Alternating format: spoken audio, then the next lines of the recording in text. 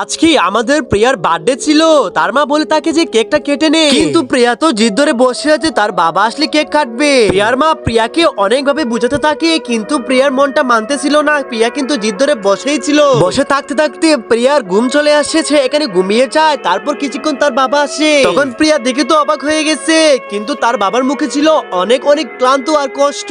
বাবা চুপ করে বাসার ভিতরে চলে যায় আর প্রিয়ার মনটা খারাপ হয়ে যায়। তখনই তার মা এসে বলে তুমি এসে গেছো, কেক কাটো। কিন্তু বাবা বলতে থাকে যে আমার মনটা ভালো নেই, তোমরা যা ইচ্ছা করো, আমাকে এগুলাতে টানবে না। আর এগুলা লুকিয়ে লুকিয়ে প্রিয়া দেখে ফেলে প্রিয়ার মনটা খুব খারাপ হয়ে যায়। তখন বাবা বলে দে যাও তোমরা কেক কাটো।